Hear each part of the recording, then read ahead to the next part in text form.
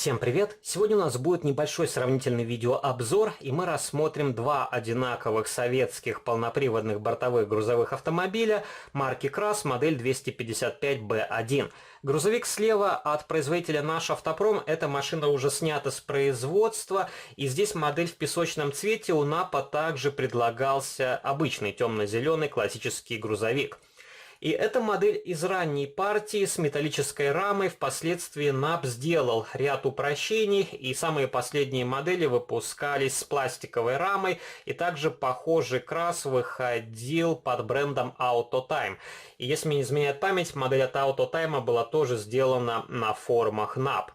Модель справа – это продукция Premium Classics, относительно свежая новинка в Европе, но по большому счету это перепаковка и перекрас модели от SSM, которая поступила в продажу в России еще в 2018 году. И модель от НАПа в свое время продавали за 1800 рублей, возможно чуть меньше. Модель от SSM сейчас стоит 3850 рублей. И упрощенные модели от НАПа я видел во многих интернет-магазинах, продают за 990 рублей, но, конечно, те модели нуждаются в серьезной доработке. И сравнивать напрямую эти изделия будет не совсем корректно, потому что у них большая разница в возрасте. У НАПа модель 2014 года, тогда не было таких технологий. Но объективно у SSM более правдоподобный грузовик. Здесь уже учтены недоработки модели от НАПа, хотя тоже есть и свои недочеты. И мне очень не нравится то, что здесь вклеен тент. Он попросту не снимается. Его, я думаю, в теории можно отсоединить, но обязательно повредится лакокрасочное покрытие на бортах кузова. И также для сравнения вам приготовил еще два КРАСа, просто как дополнение. Одна модель от Автоистории, это сидельный тягач. Здесь точно такая же кабина, как на модели от Premium Classics, только некоторые детали из пластика, окрашенного в массе, и вместо кузова здесь установили сцепное устройство. И также немножко по длине отличается рама. Но это тоже вполне хорошая масштабная копия. В свое время ее продавали, по-моему, за 1650 рублей. И интересно то, что здесь качество сборки лучше, чем у более дорогостоящего европейского аналога. И еще один КРАС, который я хочу показать в рамках сегодняшнего видеоролика, это модификация 255Б. И автомобиль окрашен в схему окраски «Автоэкспорт», как на старых советских плакатах. И мне очень понравился голубой цвет этого грузовика, и машина выглядит очень нарядно и контрастирует на фоне другой советской техники, ведь если собирать только военные грузовики, будет просто зеленое пятно. И преимущество этой модели в том, что у нее съемный тент. Это пластиковая деталь, она окрашена серым цветом, здесь также сымитировали складки и есть имитация дуг, которые должны устанавливаться на борта кузова. И также, если вы посмотрите, здесь в кузове сделали напольное покрытие, но почему-то забыли сымитировать расшивку бортов изнутри. Также присутствует ящик за кабиной, огнетушитель красного цвета, дверные ручки и поручни на кабине здесь отлиты единым целым с кабиной грузовика, и ручки обозначили серебристой краской. Довольно просто смотрится интерьер, окрашена панель приборов, рулевое колесо и сиденье из черного пластика, и в цвет кабины грузовика окрасили дверные карты. Также присутствуют клаксоны с водительской стороны, на капоте виднеется пластиковый маскот, окрашенный красным и серебристым цветом. Вполне хорошая решетка радиатора.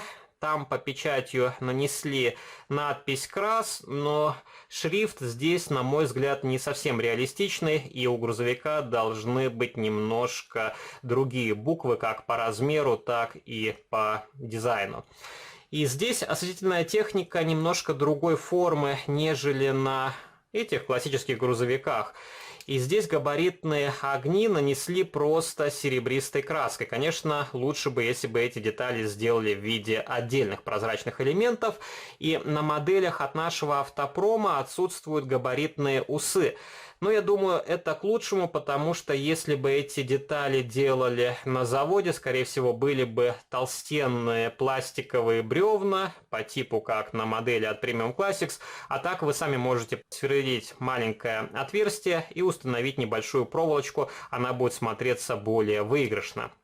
Также спереди здесь есть небольшое сцепное устройство, подножка, вполне хорошие колесные диски, они окрашены в цвет кузова грузовика. На подножках установили небольшие канистры, и канистры по своему дизайну сделаны проще, чем на модели от Premium Classics. И также здесь под кабиной присутствуют два ресивера.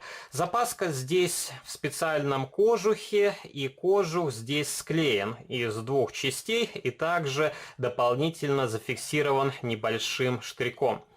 Если вы посмотрите на нижнюю часть, то здесь окрашена только часть выхлопной трубы. Почему не окрасили полностью выпуск, для меня остается загадкой. И также, на мой взгляд, вид портят очень большие крепежные отверстия. Их нужно располагать в менее заметных местах, и это частая проблема на моделях от нашего Автопром. Также присутствует сцепное устройство. Снизу на кузове указан бренд, указано наименование грузовика, масштаб 1:43. И здесь свободно вращаются колесики, и покрышки здесь более простые, чем на аналоге от костромских брендов.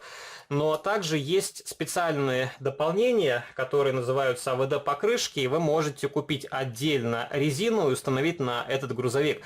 Правда, посадочный диаметр у модели от NAP чуть меньше, чем размер покрышки, и вам нужно будет как-то дорабатывать колесные диски. Но вот так будет выглядеть модель на улучшенной резине. И давайте теперь я вам покажу сидельный тягач от Автоистории. У него вполне хороший цвет кабины, и, видимо, Кострома научилась подбирать цвета грузовиков, но, опять же, это некий универсальный цвет, и они красят в такой цвет абсолютно все модели, независимо от даты изготовления прототипа.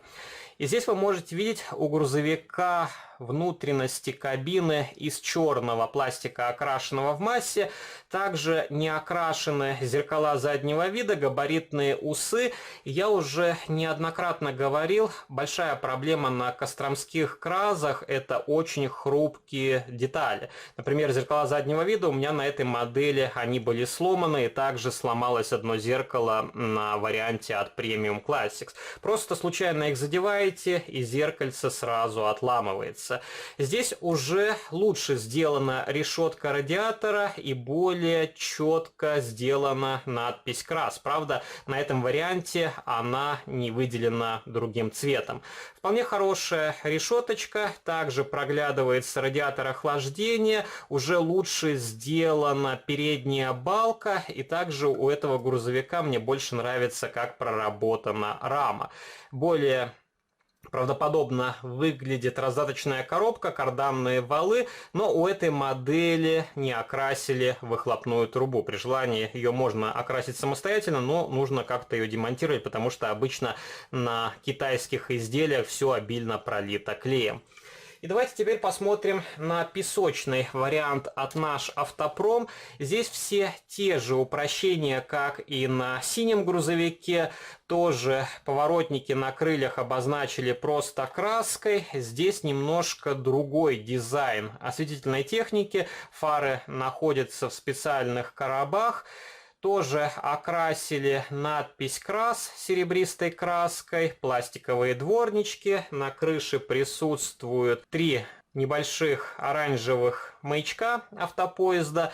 И мне не нравится то, что на моделях от наш Автопром зеркала сделаны из прорезиненного пластика, и они абсолютно не держат свою форму. И на этом грузовике я уже их пытался подправить, нагревал феном, выставлял в нужное положение. А если вы посмотрите на синий грузовик, то здесь зеркала смотрят в разные стороны. И, конечно, по-хорошему их нужно демонтировать и сюда ставить аналоги из фототравления. И есть фототравление от Петроград, но нужно подбирать краску под цвет кабины, чтобы их окрасить, как это было на оригинальной масштабной копии. И у этого Краза тоже съемный тент, и также здесь точно такая же проработка ходовой части.